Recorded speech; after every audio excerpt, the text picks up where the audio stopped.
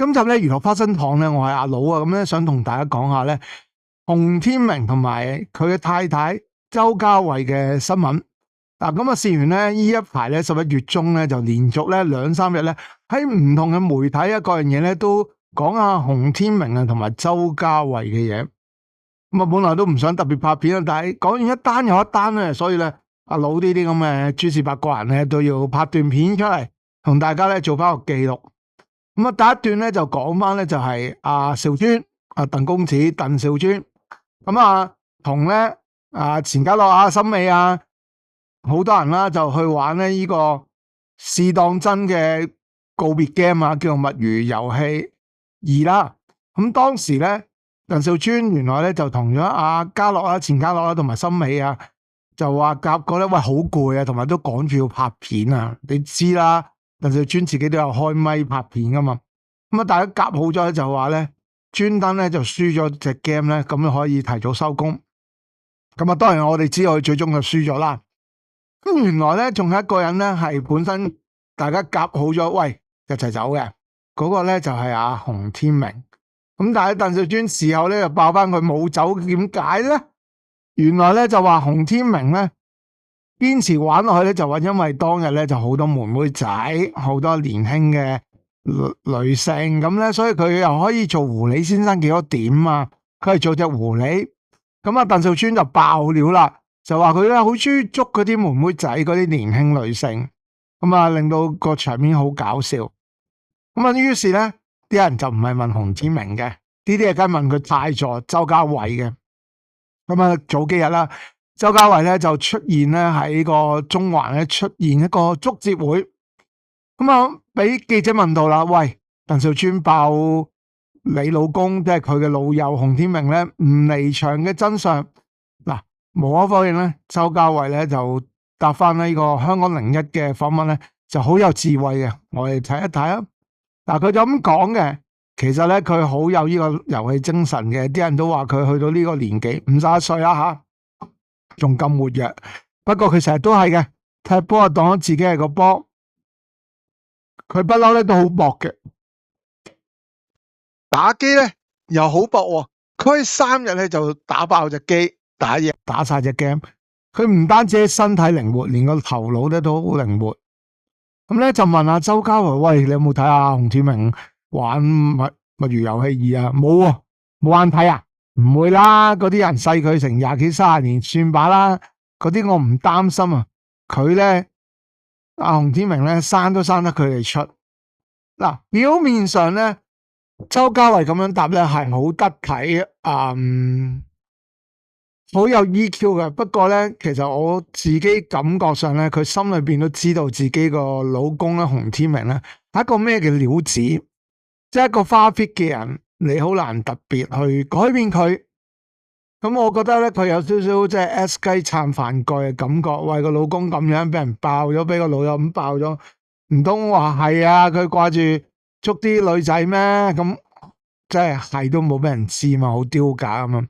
所以就話喂，啲妹妹仔生得佢出，咁啊無可否認有啲人真係喂隔咗咁多年咧，就唔想揀啲太細個去識啊，甚至去追啊。咁但係都有好多人咧，即係都要揀啲黃連戀嘅噃，係咪先？咁所以咧就好難一概而論啦。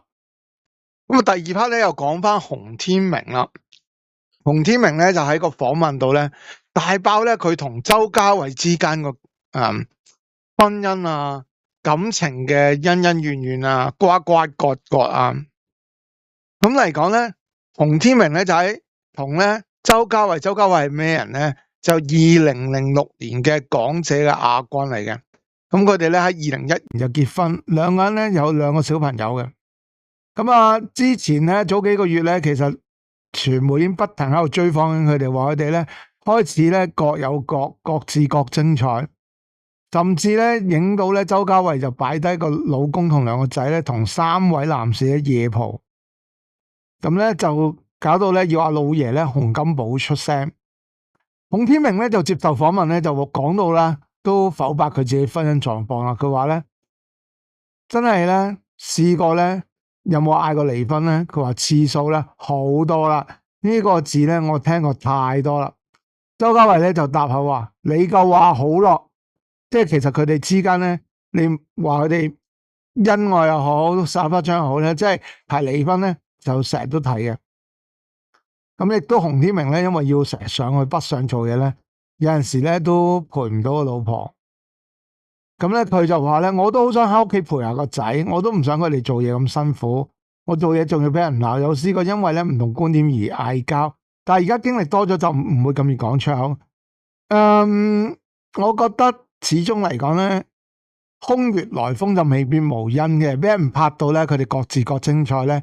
其實我覺得唔出奇嘅，只不過咧可能阿老爺咧洪金寶咧仲憎得佢哋兩個後生住，叫佢哋咧俾下面，唔好搞咁多嘢，因為始終有兩個孫仔，係咪先？咁所以嚟講咧，暫時咧就冇玩到咁出面嘅啫。如果你問我嘅判斷咧，洪天明同周家慧可能各自咧都有一啲出面嘅玩法啦。咁而周家慧亦都講啦，佢曾經咧喺結咗婚之後咧都有人追嘅。咁我唔明啲人啦，好好地咧，人哋有老公有細路咧，你搞咁多係做乜嘢咧？做乜追人哋啦？啱唔啱先？即係搵食就當然你有權搵食，但係我覺得係咪有需要行遠少少啦？咁第三 part 就仲搞笑。咁頭先都講啦，其實佢哋都成日嗌離婚，你唔好理真定假。總之即係正常耍花槍都唔應該成日攞嚟講嘅，啱唔啱先？咁所以嚟講咧。都你問我，再加上咧，傳媒影到啲相咧，都有啲暗湧嘅。咁而家咧，洪天明51歲，周家慧幾多歲？42。咁咧，佢個大仔咧就12歲，細仔就10歲。咁咧，佢咧又唔知點解呢排咁 hit 佢哋兩個，就再接到一個訪問咧，就接受01嘅訪問。咁除咗承認咧，頭先剛才講啦，離婚係都講咗不下唔知幾多次啦。亦都咧，佢老公即係洪天明曾經話應承過好嘅咁樣嚇，咁而家話關係好咗啊，至於咧，洪天明咧就話咧，阿老爺即係阿爸咧，唔係嗰唔係佢老爺，周家慧個老爺啊，洪金寶咧就話想佢哋咧再抱下孫嚇，因為啲孫都大啦，咁但係咧都生成10歲同12歲啦，生得嚟都爭好遠啦，係咪？咁咧佢哋咧就話咧。而家仲想生多個女，即係30歲嗰陣時，幾年前咧已經想生個女噶啦，不過生唔到。咁如果而家生嘅話咧，就要考慮咧呢個叫做咧咩啊，人工受孕。大家都知道啦，大 J 都係搞緊呢個大 J 唔係搞人工受孕啊，大 J 搞唔到人工受孕，搞緊嗰個叫做代母啊，仲嚴重啲，仲爭議啲啊。咁周家慧咧都好中意生女嘅，佢話見到人哋個女咧好羨慕，好羨慕有個女流晒口水，唔緊要咯，契啦。洪天明咧就話曾提議咧真係搵代母，佢話我同佢講過，因為驚年紀大，不如去搵代母，因為係驚佢辛苦。話咧生咧都要自己，咁佢話咧如果要生咧就確定會人工受孕，佢話一定係女先生，咁我再生個仔出嚟有咩意思啊？我為個仔。話要生個女咧，先生多個啫。如果係合法嘅地方，就做人工受孕。我覺得咧，即係有好多人真係可能不育啦，咁真係需要咧，用人工受孕啦，甚至一啲代母嘅形式去彌補翻。但係如果因為有2個仔而想要多個女，做人工受孕，我自己覺得有冇咁嘅需要咧？同埋你當然啦，你而家現今科學昌明，可以。用嗰啲抽除嗰啲基因培植法，咁想生個女機會高啲，唔一定生到。不過咁樣係咪違反咗個即係呢個生物原理咧？係咪違反個天意咧？咁呢樣嘢咧，我就覺得好有商榷嘅餘地。Anyway 啦，最緊要咧都希望洪天明同埋周家慧咧，佢哋成家人啦就。恩恩愛愛啦，始終啲細路仲係咁細，唔好搞咁多嘢啦。好，今集咧就講到呢度。如果大家中意嘅話，記得訂閱、俾 like、share 翻出去，同埋建設性留言。呢度係娛樂花生堂，多謝大家嘅收聽收睇，下條片再見啦，拜拜。